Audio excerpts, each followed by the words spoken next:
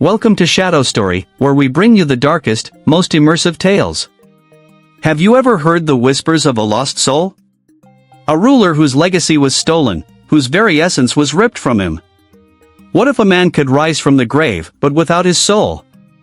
Tonight, we unveil the chilling legend of the Hollow King, a tale of betrayal, vengeance, and the horrifying price of resurrection. Stay with me till the end, because this story will leave you questioning the very nature of power, revenge, and what it truly means to live. Are you ready? Then let's begin. Scene 1, A King Falls. In the grand halls of Valmoria, King Alden ruled with wisdom and strength. His kingdom flourished under his reign, but with power comes enemies. Among his trusted circle were three men: his closest advisor Lord Varian, his commander General Dane, and his own brother, Prince Castor. But their loyalty was a mask, and on the eve of Alden's greatest triumph, they betrayed him. The assassination was swift, a poisoned goblet, a blade to the heart. Alden, the mighty ruler, collapsed onto his own throne, betrayed by those he trusted most. As he gasped his last breath, the shadows around him thickened. He saw their faces, smiling, victorious, as darkness swallowed him whole. Or so they thought. Scene 2, A Soulless Return. The night was restless. A storm raged over the ruined crypt where Alden was laid to rest. Then, a heartbeat. His fingers twitched, his chest rose, his eyes snapped open. But something was wrong. Alden was alive, but hollow. No warmth filled his chest, no emotions stirred within him. His soul was missing. He had returned, but he was no longer human. Scene 3, The Curse of the Hollow King. Alden wandered the lands of his once great kingdom, unseen, unnoticed.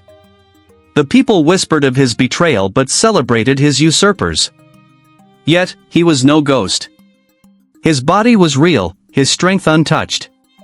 But his reflection showed something unnatural, a hollow-eyed, empty shell. The hunger for revenge burned within him, but there was no satisfaction, no feeling of rage. He wanted justice, but could no longer feel why. Scene 4, The Three Betrayers. Alden knew what must be done.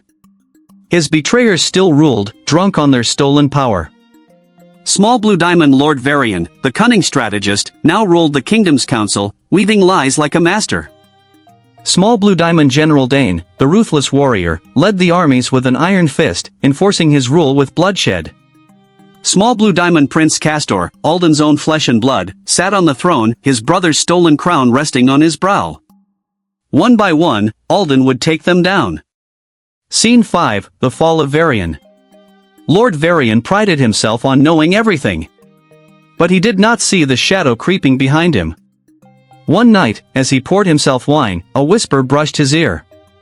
"Did you think I would stay dead?" Varian spun, his goblet shattered. But the room was empty. Then, from the darkness, Alden emerged. Varian screamed as Alden's hand closed around his throat. The Hollow King did not rage, did not gloat, he simply crushed the man's last breath in his grasp. Varian fell, eyes wide in horror. And yet, Alden felt nothing. Scene 6, The Blood of a General. Dane had been the kingdom's mightiest warrior. He feared no man. But he feared what he did not understand. The night was cold when Alden entered Dane's chambers. The general stirred, sensing a presence. His sword was in his hand in seconds. "Who's there?" he demanded. Alden stepped into the dim light. Dane's breath caught. The sword trembled. "No, you're dead." The Hollow King did not speak. He simply raised his hand, and the torches flickered out. A scream echoed through the castle, and then silence. Scene 7, The Final Betrayal, Castor. Prince Castor had ruled well. Or so it seemed. But the people whispered of dark magic, of unnatural forces keeping him on the throne. When Alden entered the royal chamber, Castor was waiting. "I knew you would come," he said. He was not afraid. Alden stepped forward, but Castor raised his hand. The air shimmered. "You don't understand, brother," Castor whispered.